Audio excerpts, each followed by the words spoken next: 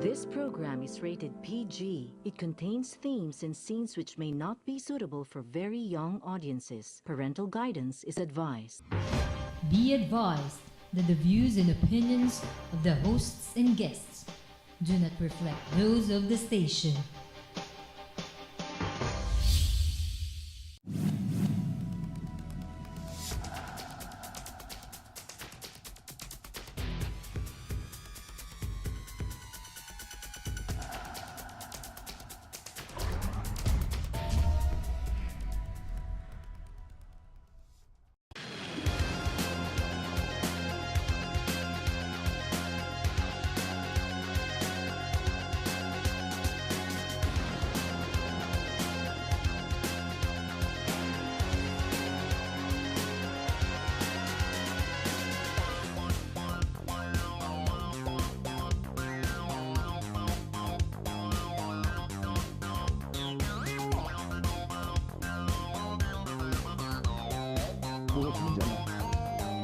Hello, my name is Harriton Watko. Welcome to our program. Some 2 weeks ago, we discussed the issue with the environment vis-a-vis mining. Now, by the first week of May, the DNR Secretary, Gina Lopez, will be facing, once again, the Senate. Does the Senate even know what it's doing when it talks about mining vis-a-vis the environment? Is Gina Lopez wrong to protect the environment? Are our natural resources given away for free or just for nothing? Are these correct? Are the laws that were created, the Philippine Mining Act, if necessary, are they even correct? Or are the senators just looking at each other befuddled and confused about what is right, what is wrong? Now, our environment is real, and what we've seen in pictures is real. Those are not edited, and they're not no graphic changes on those photos and videos that you see. Yes, we are ruining our environment with the mines, but we do need the mines. Some 2 weeks ago, again, we discussed all these issues. Then we had Butch Valdez, who backed up and fought for mining, but he's not necessarily against the environment. And we had Vin Lava, who's an organic farmer who's been a real advocate towards the environment over the many, many years. Today, we will discuss more on the environment and the issues behind it. We have Vin Lava again with us. Vin, thank you very much for being here. Salamat ha, narito ka na naman, pag-usapan na naman yung environment. Basta't inimbitahan mo, pare. Hindi, kasi alam mo, nagiging problema. Maraming emotional pagdating sa environment. Tama nga naman si Gina, si Manang Gina, whatever you call her. It's a good thing, except that the family, she's tainted somehow, that the families, because they're oligarchs or they're very wealthy in the last 70, 80 years, that they have interest in mining as well. So that perception alone sort of tears her apart. Now, what is it with our environment? Because we do need mining. You and I agreed before the show.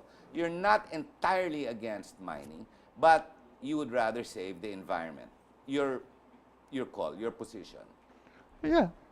Well, you know, where would we be if this wasn't a favorable environment for our existence? For the good of mankind. Ika And nga. everybody else on this planet. Not Okay. only for mankind, no? That's for the position of mining, ha? Oh, hindi. Well, ano, we wouldn't be appearing here. Without, yes, the benefits of mining. But of course, mining has costs. Like Secretary Lopez mentioned, I think she wants mining companies to deposit 2 million pesos per hectare of their claim, no? And Ako, boto ko dun. oh, and sila Robert Costanza and some other folks computed, you know, the cost per hectare per year in $2,007 of a forest is $5,382. Grassland is $4,166. What do Per those hectare. figures mean? Direct relation to damage to the environment? No. That is the value of the ecosystem services that these biomes deliver to everybody, plants, animals. Paano nako-compute yan in dollars and cents? I mean, hindi kaya parang weird, di ba? How do you compute that in money? They have it here. Pero meron. May Meron. computation talaga yan. Not necessarily damage or loss. Okay, I say here, ecosystem services are defined as the benefits people derive from ecosystems, the support of sustainable human well-being that ecosystems provide. The value of ecosystem services is therefore the relative contribution of the ecosystems to that goal. So what do we get from our ecosystems? We get clean air, Okay. clean water, fertile Correct. soil, food. So they computed in dollars and cents based on losses. Well, yeah, well, see. For every hectare, kung ano masira doon, the damage it will have on the ecosystem and the environment per se. Sige. For example, trees combat climate change. In 1 year, 2,500 square meters of mature trees absorb the amount of carbon dioxide produced when you drive your car 26,000 miles. Oh, gosh. Okay. Okay. Huh? So may relationship. Okay. In 1 year, 2,500 square meters of mature trees can provide enough oxygen for 18 people. I see. I see. Huh? What do you think of the mining situation we are faced today and the way the public, yung masa, how they understand the environment versus mining? Kasi emotional eh. It seems sa Facebook anyway, in social pages, more people are for the environment, obviously. Well, if you ask me, we're giving away our natural resources dirt cheap. Ayun. You know, kailangan may costing eh. Kasi these are to a large extent non-renewable. So pera-pera lang. So it's okay to ruin the environment, pagtaasan nila yung bayaran, ang babayaran nila sa atin. Hindi ganun kadali yun. okay. Hindi ganun kadali yun. You have to maintain it. But for example, like one mining company that Secretary Lopez mentioned, wiped out a mountain. Oh, kay ano yun? Kay, what's his name? Kay congressman, di ba? Kapatid niya. So, Zamora. So, you know, what would be the cost of that? How can that be mitigated? Wala na. Hindi mo na mababalik yung bundok. In the north, I know, in Iba, they were scraping or digging up, excavating the sand on the beach. Iron ore for Iron China. ore para for export to take out. China. But literally, taking out the beach. Kinakain talaga. So kung bayaran tayo ng tama, tama pa ba rin ba yun? Well, assuming the money that we receive will go towards mitigation of the damage. You know. So you're talking repair. For example, you cut the trees down, but you cut them down at a certain time, certain age, certain height, and you replant. But you develop another area. You develop. So there is such a thing as responsible mining if the implementation is correct when it comes to the environment. So responsible mining does exist? I don't know if it exists here, but I'm sure in other places. You were mentioning kanina, South Africa ba? South Africa, no, what they did was they stopped the big firms and they went for 50-50 on whatever comes out. 50% goes to the state. Rio Tinto, I think, also all the way in Australia and the outskirts do the same thing. The tariff went up. Now, whether you can actually do responsible mining, the rehabilitation, I've never seen a mined area come back to a natural. I've heard miners say, we have done this and done that. They've fixed the roads and the habitation for the residents and whatnot, the habitat in the area. But I think they're all lies because we've never seen a mine. I mean, Mar Copper, di ba? They've been here, what, 22, 30 years? They left. Tingnan mo yung ginawa 96. nila. But look at the yung damage. tailing pond. That was 21 years ago. 21 years ago. And the people in the They're still area suffering it. are still suffering. Oo. Ba, anong ginawa ni? Iniwan lang nila nakatiwangwang. How many, I don't think there is a mine that has been rehabilitated. Philex even, which is very popular, it's always in the newspaper, di ba sa Baguio? The tailings, no? Tail endings niyan. About 2-3 years ago, there was a scandal again, di ba? They found out tail ends, whatever is coming down the river, it was killing the water. But have you seen a mine that has been rehabilitated, assuming kinalbo na yung bundok? Pag kinalbo mo bundok, butas na yan. Pag ang kalbong bundok, if you allow nature to take its course, it will grow back the vegetation. Pero tulad Pag tinanggal mo yung bundok mismo. pag tinanggal mo yung bundok, wala na yun. In-export mo na yung ore. In-export. Wala na yun. Wala na yun. Siguro, hindi kasi wala rin tayong processing dito eh. Puro, we just sell. Export. Export lahat. You know, probably if there was processing done here, you know, baka... That's what Butch was saying. Butch Valdez was saying, we need a second-tier development industry to maximize the use of our natural resource. But assuming there is still none. So what we do is we invest in that, stop the mining, invest in industrialization, bring it in, then only can we allow it. But don't forget, my point I'm trying to point out is, once you excavate and once you mine literally, wala nang balikan yan eh. Yeah, and there are toxic byproducts. For example, a few days ago, Secretary Lopez was shown with the tailing ponds of diesel mines in Zambales with And a pH of 2, yung tubig. Wow. Wow. Sobra. Tsaka yung dam na nilagay nila the road, Manipis. soft, manipis lang. Because that's an accident waiting to happen. Oo, siguro over hundreds, if not thousands of years, baka pag pumasok ang tubig doon, madadilute, no? Wala na. Pero, Wala na. So, we should stop mining. well, If we are to save ourselves, I think what we can do is to, kasi actually it's all our demand eh. It's consumption driven eh.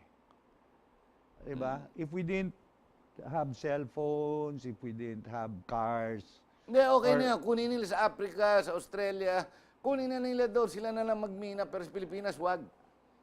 pinapasa lang natin yan. Isang planeta lang to eh. So you mean, as humans, we are actually the cause. We're driving We're driving the industry. Of course. We're propelling the industry to thrive.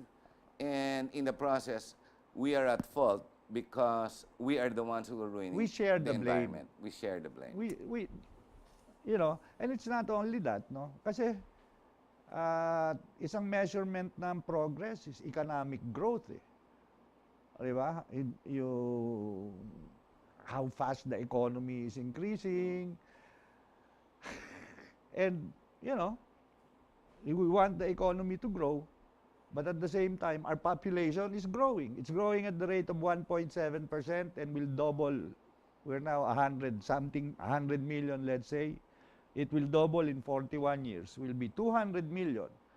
But Wala our na. land will still be The the same, same size. You know? With many holes, because the mining industry would have borne the holes and taken out the minerals with less property. So we are growing exponentially with the same ground area surfaces given to us, and we are also reducing our natural resources and the land given us. Yeah, well, So it's a vicious cycle. it just We are struck me. killing ourselves. It just struck me like you level a mountain. To begin with, that was forest and rocks and everything. Now it's flat land. Probably with the proper agricultural techniques, kasi that wasn't arable land before. Oh, bundok eh. Oh, baka ngayon, Pwede na. with the proper technology, we can use it productively. Ayun. You know, like there are so many technologies, tambakan lang ng compost or something of the sort. You can make it productive again. No, but it's funny, the point that we were driving at, it's a vicious cycle or a catch-22. that has no beginning, no end, except extreme destruction till infinity. Imagine you said 100 million people, 41 years, 40 years later, we're assuming 200, assuming the computations are all the same and correct. You have 200 million people because it's driven by the economics, the GDP, what we call progress for good of mankind. People desire more of everything that is mined, basically, taken out of the land that never grows, and we just bore more holes into it, meaning we are digging ourselves a coffin where we will go under. If we continue on this path. Kasi what do... I have not seen any other direction Well, to date, well, except for Lopez, who is there trying to point this out. Well, what do we need? Number one, we need air. Without air, wala Patay tayo. tayo. Oh, then Water. water, food, Food. shelter, clothing, education, and possibly recreation. No more, I want cell phone, I want Oh. clothes, I want Hindi. a car, I want TV. Clothing na Air conditioning. Ang init ngayon ng panahon, ha? Hindi ka na pwede wala electric pan, swimming pool. Di ba? Tayo na, sa atin na nanggagaling yun. Kaya tayo driver eh.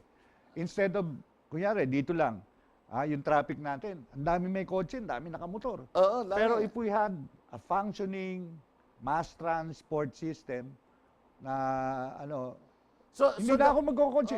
So the fault is not us. It's the leaders. And us, because we tolerate it.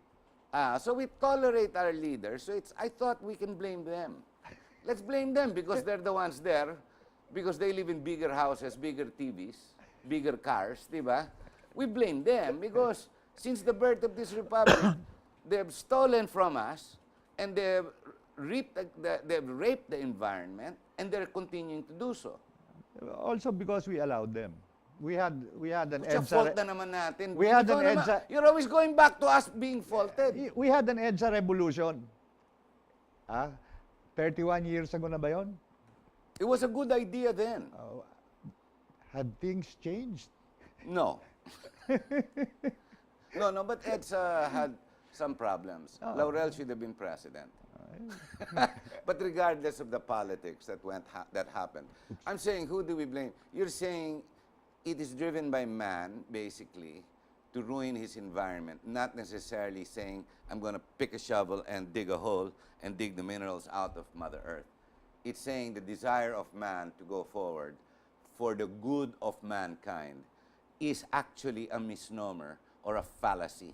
Remember, the United Nations, the League of Nations, was created, again, the Bretton Woods Agreement, we were talking about that 2 weeks ago, was created for the benefit and the good of mankind. Now that very statement seems to be contradicting itself. It's like saying responsible mining. It's a fallacy, it's contradictory, it's never been done, it can never be done. But before you reply to that, ladies and gentlemen, we'll be back. I know I'm being very difficult, but that's the whole idea and the whole issue.